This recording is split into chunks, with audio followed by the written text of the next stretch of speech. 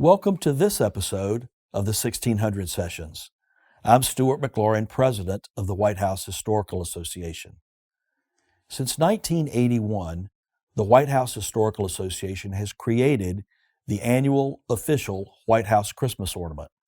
Collecting and gifting these unique ornaments has become a holiday tradition for millions of Americans, and all ornament sales and the proceeds support the mission of the association. Not only do these ornaments look beautiful on a Christmas tree, they are also teaching tools, and each one comes with an educational booklet that tells the story of that ornament and the presidency that it honors. This year's ornament commemorates the presidency of Lyndon B. Johnson and features the painting of the 1967 Blue Room Christmas tree that was commissioned by Mrs. Johnson for their White House Christmas card that year. On the reverse is a quote from President Johnson. He says, "Our mission is at once the oldest and most basic of this country, to right wrong, to do justice, to serve man."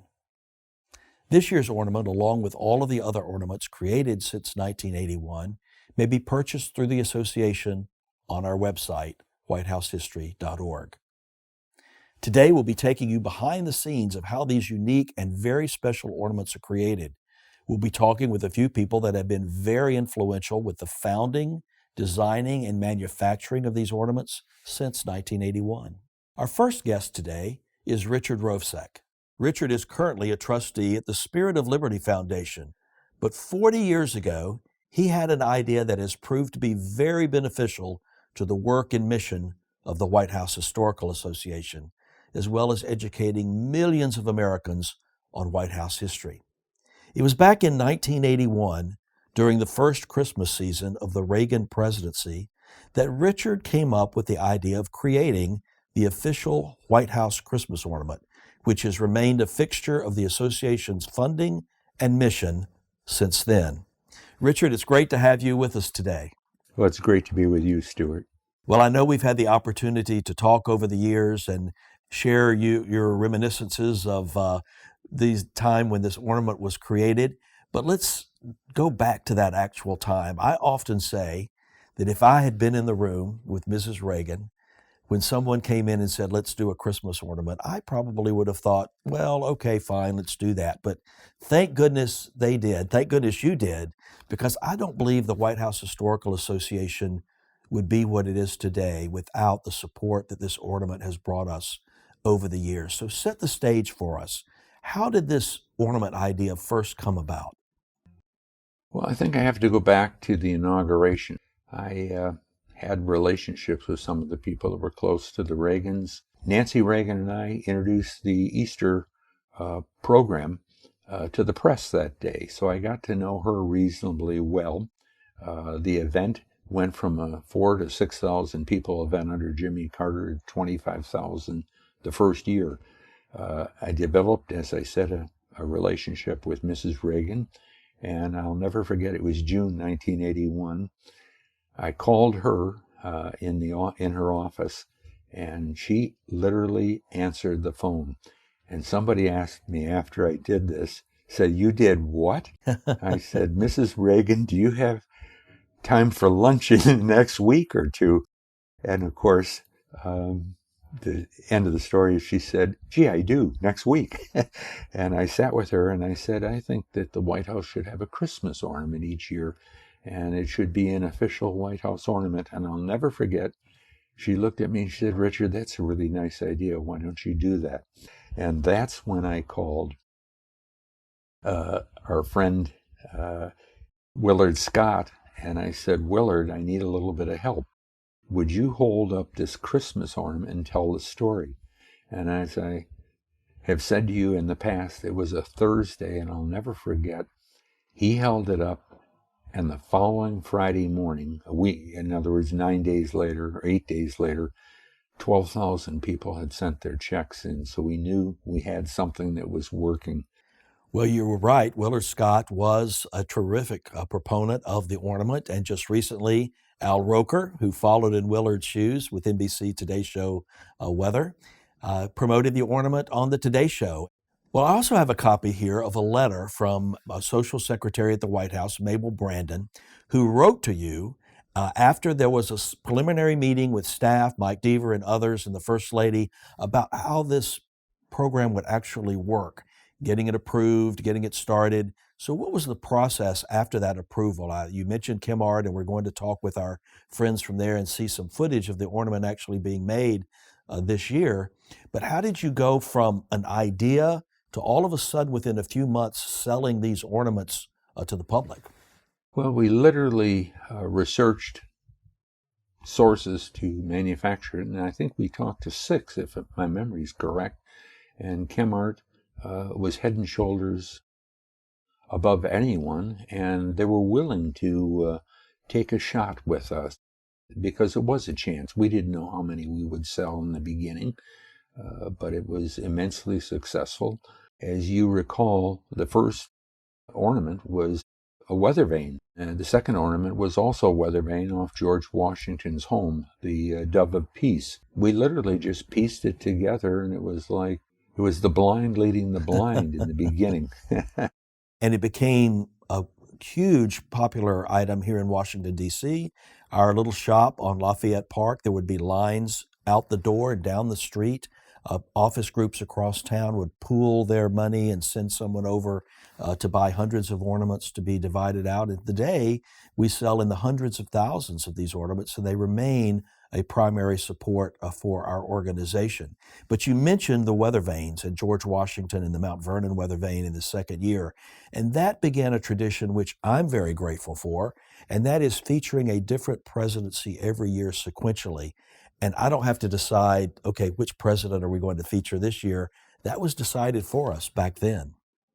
Yeah, I happen to think what you've done is absolutely spectacular. I think the idea of each year honoring a president it's perfect. Well, as you know, we don't touch politics or policy at the White House Historical Association. We are a nonprofit, nonpartisan organization, and our role is exactly the same with every president and first lady since we were founded by Mrs. Kennedy 60 years ago.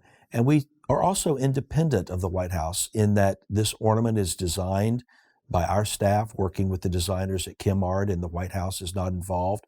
But I am very proud to say that with the White House decorations that were recently revealed by Dr. Biden, we do have the White House Christmas ornament on the tree, as we did with Mrs. Trump and Mrs. Obama and Mrs. Bush and others before them. So it's a very important fixture every year on the White House Christmas tree as well.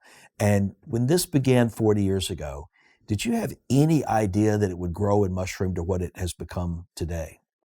Well, I never believed it or thought that it would grow to the extent it did. I always knew it was good because when we started getting calls, even the first year and 2 years, from major companies like Boeing, can they get 100 ornaments? We knew that there was something that would grow. But to the extent it's grown is extraordinary, and it couldn't make me personally happier. Because the funds that are generated go to you, and as I've always said, this should always be a nonpartisan, non-political event. Stuart, I'd like to share with you that we every year you're kind enough to provide some ornaments for us. And every year we give those ornaments to what we call America's heroes, America's real heroes. Historically, they've been men and women in the armed forces. And as you know, we've been in Iraq, Afghanistan, bases throughout Europe, the Middle East, the Pacific. We've even landed in a private plane in Guantanamo. But we take Santa Claus every year. In the beginning, it was Macy's Santa Claus, who were always very supportive of us.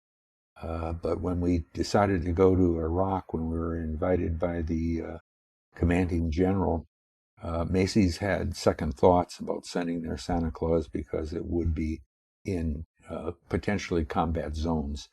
So we created our own Santa Claus.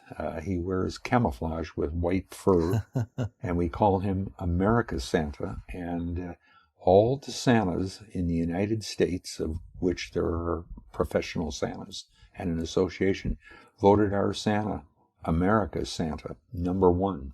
So each year we do this, and that Santa Claus carries the ornaments that you provide us that make a real difference when we hand them to a first responder or to a member of the armed forces. And Stuart, as you will recall, we were literally had a trip in a private plane to visit the survivors of the Paradise Fires, where 98 people perished.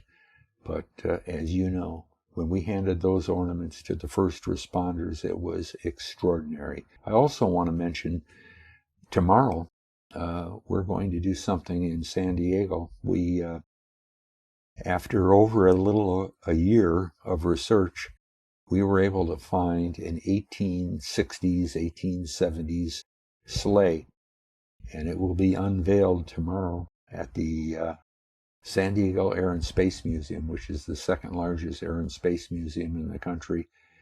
And it's being unveiled as the world's most famous aircraft.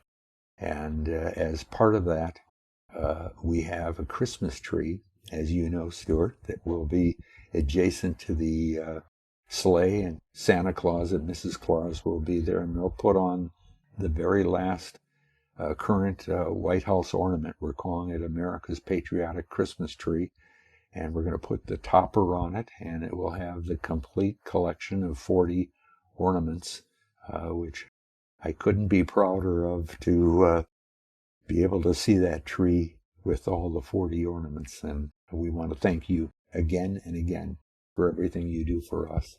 Well, thank you, Richard. It's exciting to know that, as you say, the Santa sleigh in San Diego will have this beautiful ornament, and the other ones that have existed have been created since 1981.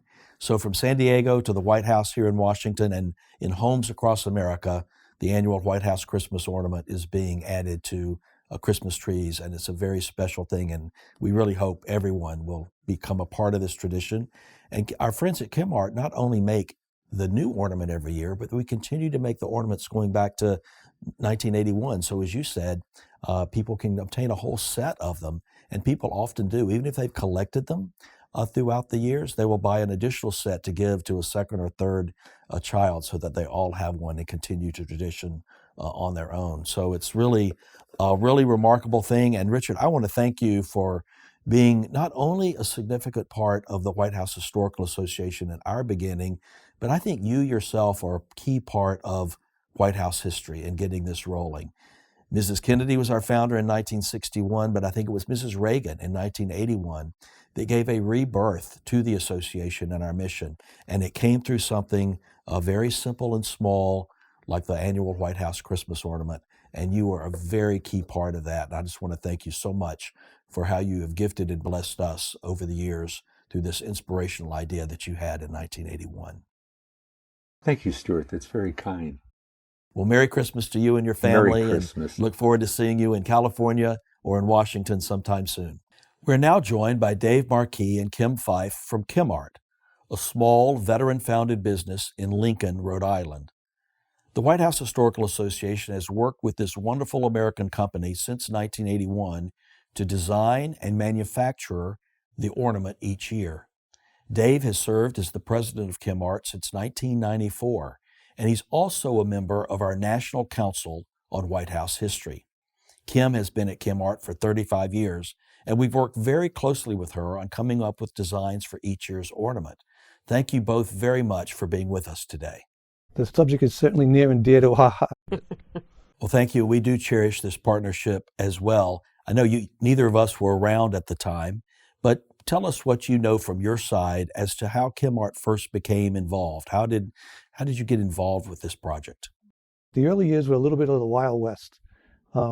It revolved around the founder and his lead designer at the time, kind of sequestering themselves away and working together to try to come up with it.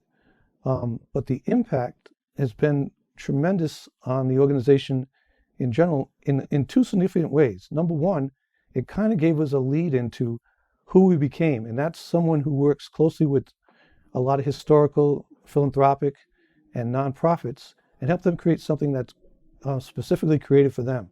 So it kind of gave us a baseline for our business model. So we originally started off doing jewelry findings. The other thing, and I think that is kind of neat, is if you come to ChemArt, we have kind of a wall of fame, and every ornament's on the wall, proudly displayed. And if you look at that, it really is a microcosm of how our process evolved over time.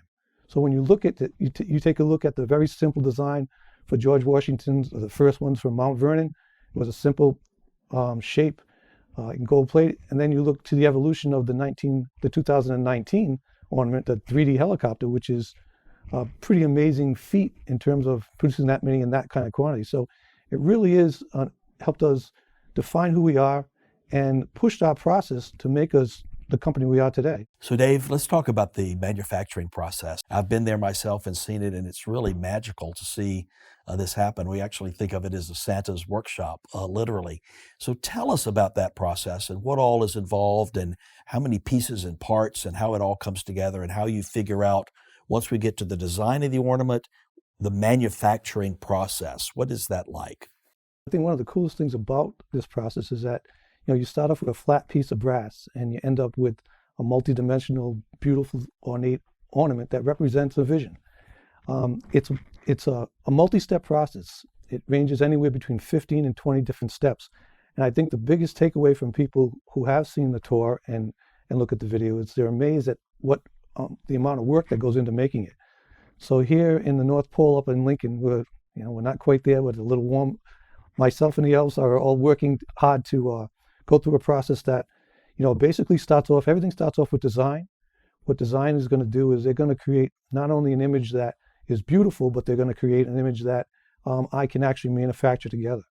So it's a multi-step process of taking what design creates and putting it in a format that we can use. We do that by photography, and we use that by coating the metal with a special coating to accept the image from the photography. So we go through that step, and then we have to develop it so that we can handle it out in the factory. It goes through a cutting process. Then we have to remove the coating. Then it goes through an electrolytic plating process. Then it goes to a colorization process where we use a screen print process where each color has its own specific Pantone color. And a really good example of a scope is the 2008 ornament was a Christmas tree. It was 17 colors, and the run size was 30,000 sheets. And that means that had to go through my press 17 times in order to put down those 17 colors. So you can see that it can require an immense amount of work. Typically, when we do the ornaments, we have what we call a yield of somewhere between 30 and 40 on a piece, and all those pieces are gathered together. So when we get through the colorized process, we bring it here and we have to break those pots down. We have to form them, and this is all being done by hand, form them, put them together, add a ribbon and a cord, and then put it in a package and get it on the back of Rudolph's sleigh, and off it goes. So Kim, you are the master leading the design team there at ChemArt, and I've collected these ornaments since 1981. I never dreamed that I would one day be working with you and your colleagues to design these incredible ornaments every year. But tell us, I know you've been there for many, many years and you have a wonderful role leading the design process, but what goes into that process? So we start off with research. That's the very first step, as we do the internet research. We also go to the libraries, or mostly all of them have a library we've been to. And we take lots and lots of pictures. We meet with the curators. Sometimes I take a designer with me. Sometimes Dave comes with me. Dave likes to come a lot because he's a big history buff. And we'll meet with the curator of the presidential libraries, and they absolutely love to get involved in this process also. So they will tell me lots and lots of things that I probably can't find on the internet. Everybody tries to find that secret. So I try to be the one that gets the secret from maybe somebody in the libraries, and that's happened a couple times. So it's fun to find things that people don't know. One thing I think we should also talk about is the packaging of these, the little box, and they all are the same same shape, dimension, and people who collect them keep them stacked, and we can never change the shape or dimension of the box. People would really react to that, I think. So tell us a little bit about how the concept of the packaging comes about each time. We look at it for inspiration in terms of the theme of the ornament, and then also the period. So as we look at the packaging, it's it's evolved over time, and we try to make the packaging have the same type of messaging to complement the ornaments. In addition to that, the association supplies a wonderful brochure that really talks a lot about not only the ornament, but the president himself. And I think that's one of the biggest takeaways, is that we try to represent the flavor and the content of the president, but the association really puts the meat on the bones in terms of it gives the background story. So we're trying to take something and create something that's ornate and fun, but we're taking very serious subject matters and representing individuals that are each in their own right, very, very special individuals. And here is that booklet that you reference. And so there is one of these in each year's ornament. These are written by the historians on our team. They do a fantastic job of talking about that entire presidency. We don't become advocates of policies or politics or issues in a presidency, but we tell the full story so that the purchaser or the receiver of one of these ornaments is also getting an education tool. They're learning about that particular presidency. And we began with George Washington. We're now up to LBJ, and it's really a wonderful collection of American history. I don't think people realize how complicated and intricate the process that Dave described actually is, but also the intricacies of the design. And like on the Johnson ornament, it's not just the Robert Lansing watercolor on the front, which was commissioned by Mrs. Johnson for the Christmas card in 1967, but even on the reverse, where there's this beautiful quote by President Johnson, but it's the bluebonnets around it that were so important to Mrs. Johnson in Texas. So people might think, oh, that's just a flower, but that's a very important design element that was part of this ornament about Mrs. Johnson. So tell us how you came to think about something like that and try to put different parts together to tell the story. Yeah, so even the on the front side around the rim of that ornament, that's a detail from the rug. Everything that we put on there we make sure it relates back. And the first ladies were also a very big part of the presidencies. And, as the years went on, they became more and more. But she was big with the flowers, especially in Texas. And the blue bonnet it's a big Texas ornament. So like when you go to the museum, of course, they want to see a little bit of their Texas pride in this ornament also, because he was from Texas. Well, I have to tell you, I was just in Texas at the LBJ Library in Austin. Wonderful, incredible people. And I was with Lucy Baines Johnson, and she talked about the ornament, and she reminisced about this Blue Room Christmas tree. And then on the cover of the history booklet, she told a terrific story. I'd like to make a comment about it. There's no way any of you all out there in the audience can see that, but if you buy one, you will. You will see that my sister is smiling for the camera as she should, and I respect and appreciate that. But I'm looking a little melancholy, and I think that that was a combination of two sisters' response. Linda is living up to the day and handling it with grace. And I am succumbing a little bit to the fact that my husband is in Vietnam. Oh. Both of our husbands, of course, were in Vietnam. So it was an unusual Christmas for this family because our husbands were the last two sons-in-law of a president to serve in a war theater. And we are showing some of that. You'll see that my son is sitting on my lap with his daddy half a world away, that my sister's brand new daughter is sitting in her arms with her husband half a world away. And my father has a dog and a Merry Christmas out there. So it sort of tells a great story of a family. It does. Because so many Christmases since, there have been families like ours whose husbands and wives and sons and daughters have been away at Christmas serving our country. Now, President Biden has brought our men and women home from Afghanistan, but around the world, there are American patriots in our military and in our diplomatic corps who will be away from their loved ones at Christmas and feeling that sense of absence and loss. And this was just one of those many, many families who's felt it once and understood and understands what that is like. So your team has a wonderful job to come up with this creatively every year.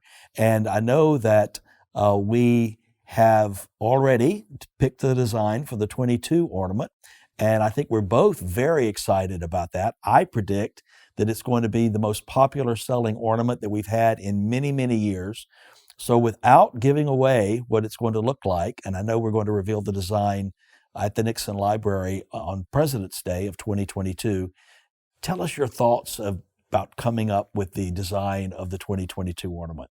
A lot of times we try to find something that's a first. So I would say that next year's design is going to be another first and a big tradition that still goes on today.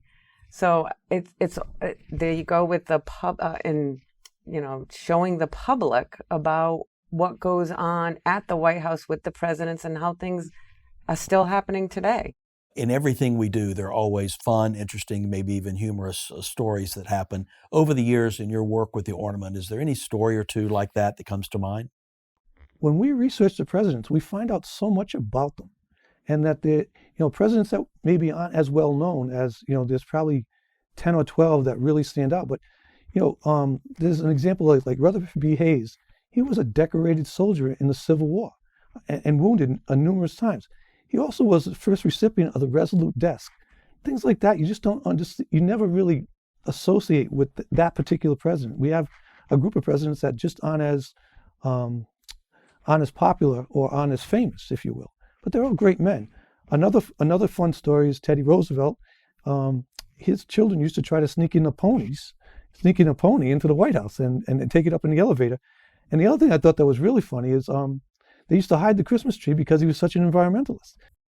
Well, this is probably an unfair question. It's like asking you which is your favorite child. But of all these ornaments you've worked on, tell us which is your favorite or two or three of your favorite ornaments.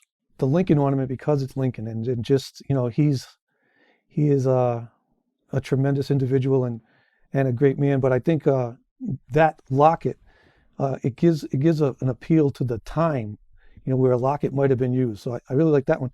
But one of my favorites is the 2013, and the reason why I like this particular one is because it really is an evolution of our whole process. When you look at it, it has color, it has depth, it has the symbol of peace. It reminds us of the holidays, and it gives us a flashback to a period of time where life was a little different. So this is the one that, in terms of beauty and artistic expression, is my favorite. So that's the one that really stands out. And how about you, Kim? I would have to say it is the fire truck. And it's the story of the fire truck that makes it my favorite. It's not necessarily my favorite because of the actual ornament. I don't know if I could pick one of those, but that would be my favorite story. Well, Kim, I'm glad you mentioned that story from the Herbert Hoover ornament and the fire truck, and I'll tell it real quickly. In fact, another thing that our podcast followers might like is this wonderful book we've created, and it actually has a picture of all the ornaments and the backstories of them here, and you can get this on our website or from our shops. But this is a wonderful companion tool that has all 41 of the ornaments depicted. But the Hoover ornament, and I agree, it's one of my favorites as well. And the story is it's Christmas Eve, 1929. President and Mrs. Hoover are in the East Room of the White House. They've gathered the children and the families of White House workers, and they're celebrating Christmas Eve. Someone runs in and tells President Hoover that the West Wing is on fire. So he dons his coat and runs down the cross hall and out to the West Wing where everyone is trying to extinguish this fire. And Engine Company number 1 of the Washington, D.C. Fire Department arrives on the scene, and they are still the engine company that is the first responder at the White House today. And they extinguish the fire and save the West Wing from completely being lost. And so it's a wonderful story and a wonderful partnership. We were able to go and visit Engine Company Number 1, to meet with the DC Fire Chief, and to collaborate with them in promoting this ornament as well. So partnerships, collaborations, and connections that come from these ornaments are many, and I agree with you. One of the things I love about my job most is learning something new every day, and that was a great story to learn about and to share. So thank you, Kim. It was great to be with you and also with Dave, and I look forward to working with both of you and your colleagues for many, many more years. Thank you, Stuart. We really appreciate it. Anytime we can get to talk about the ornament and get to brag a little bit about it, God, that I want to do it, because it's a great program, and we are just so happy to be part of it. And thank you for allowing us to be part of this session. Well, thank you, Richard, Dave, and Kim, for joining us today, and for all of you for listening and watching this episode of the 1600 Sessions. I've personally collected and gifted these terrific ornaments since 1981, never having any idea that I would one day be a part of creating them each year. Like many of you, the ornament was my introduction to the work and the mission of the White House Historical Association. And I often think back on the fond memories of gifting these ornaments to so many friends and family over the years. You can actually purchase all of the ornaments going back to 1981 on our website, shop.whitehousehistory.org. All the proceeds from these ornaments support the mission of the association and the preservation of the White House. On behalf of my colleagues at the White House Historical Association, we hope you have a happy, healthy, and safe holiday season, and stay tuned for the next episode of the 1600 Sessions. We have many exciting episodes planned for 2022. Happy holidays to you and your family.